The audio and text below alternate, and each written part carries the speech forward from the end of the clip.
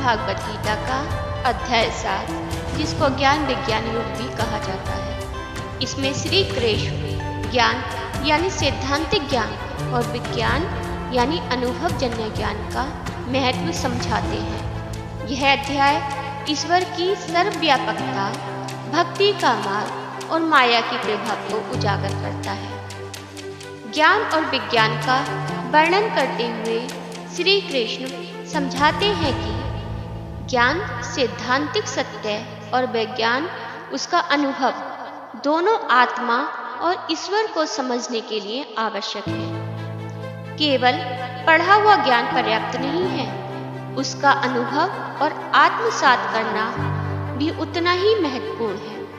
हजारों में से एक व्यक्ति ज्ञान की तलाश करता है और उनमें से भी कोई बिरला ही ईश्वर को पूरी तरह से समझ पाता है। माया के जाल को समझाते हुए श्री कृष्ण बताते हैं कि माया को समझना अध्यात्म का एक महत्वपूर्ण हिस्सा है।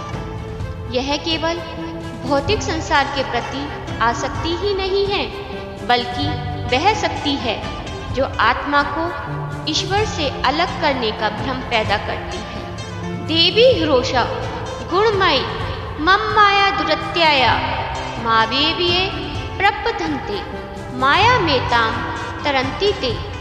अर्थात यह मेरी माया शक्ति जो 3 गुणों से बनी है अत्यंत कठिन है, लेकिन जो मेरी शरण लेते हैं वे इससे पार हो जाते हैं। माया यानी भगवान की भौतिक शक्ति लोगों को उनके वास्तविक स्वरूप को पहचानने से रोकती है। माया से पार पाने के लिए भक्ति और समर्पण आवश्यक है।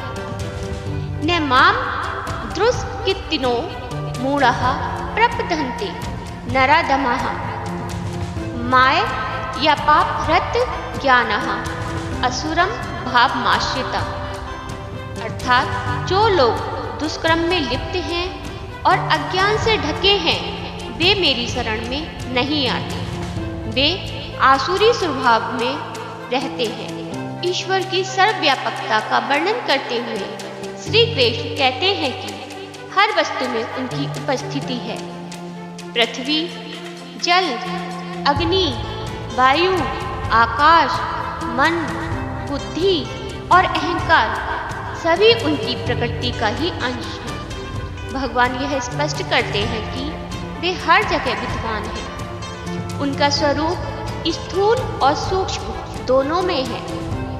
यह विचार हर वस्तु और व्यक्ति में ईश्वर का आदर करना सिखाता है। वे कहते हैं, मैं जल में रस हूँ, सूर्य और चंद्रमा की ज्योति हूँ और वेदों में ओमकार हूँ।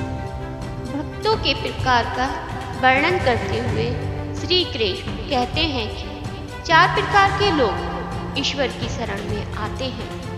चतुर्विद्या भजन्ते मां जनः सुकृति नो अर्जुन आर्तो जिज्ञासा सुरथार्थी ज्ञानी च भरतर्षभ। हे अर्जुन, 4 प्रकार के लोग मेरी भक्ति करते हैं। कष्ट में पड़े हुए लोग, धन और सुख चाहने वाले लोग, सत्य के जिज्ञासु जिनको सत्य को जानना चाहिए, और ज्ञानी जो ईश्वर को समझ चुके हैं। इनमें से ज्ञानी को सर्वश्रेष्ठ कहा गया है, क्योंकि वह न केवल भगवान को जानता है बल्कि उन्हें सच्चे अर्थों में अनुभव भी करता है।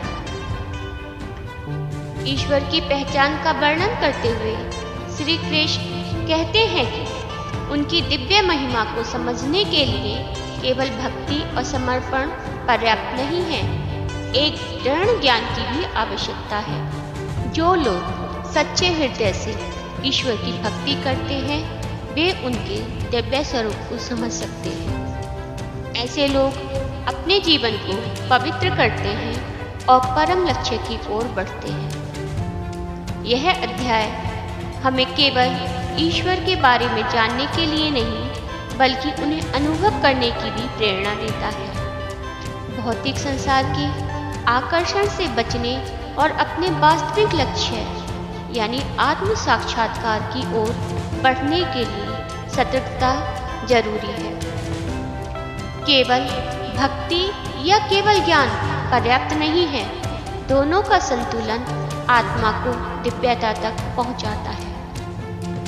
अध्याय 7 ईश्वर के वास्तविक स्वरूप को समझने और अनुभव करने का मार्गदर्शन देता है।